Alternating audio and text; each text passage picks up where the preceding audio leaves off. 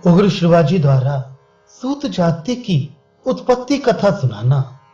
उग्र शिवाजी ने कहा, पुराणों के जानने वाले, सब धर्मों में परायण आप लोगों ने जो हमसे पुराण ही पूछा, इससे आप लोगों के इस पूछने से हम बहुत ही प्रसन्न हुए।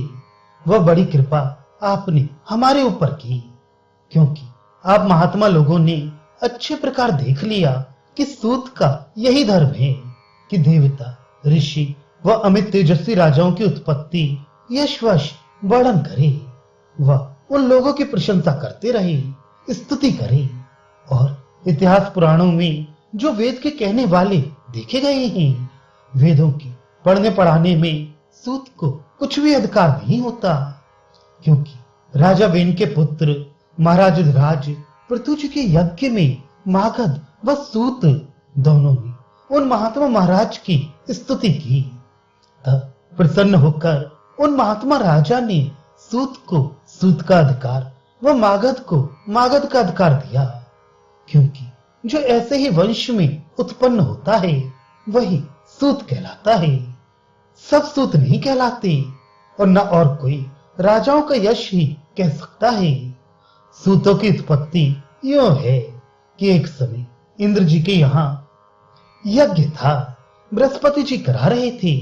उसमें उन्होंने खीर ले एक अपने शिष्य को दिया, परंतु वह उस समय कुछ अशुद्ध था। बृहस्पति जी ने जब जाना कि अशुद्ध है तो कहा, अच्छा, यह अशुद्ध खीर अपनी स्त्री को खिलाओ, उससे जो उत्पन्न होगा वह सूत होगा। जिससे कि उन्होंने ऐसे शिष्य के हाथ में खीर दी, वह उसने वैसे ही अपनी स्त्री को खिलाया। इससे वर्ण संकर यह सूतों की जाति उत्पन्न हुई।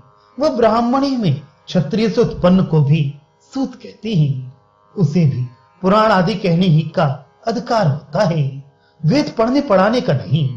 सो मैं भी सूत की जाति में उत्पन्न हूं, इससे मुझे भी यही पुराण ही सुनाने का अधिकार है, वेद सुनाने का नहीं है। इसी से वेदवादी आप लोगों ने मेरे योग्य पुराण ही की कथा मुझसे पूछी। मैं कृतार्थ हुआ, अब पुराण कहता हूं।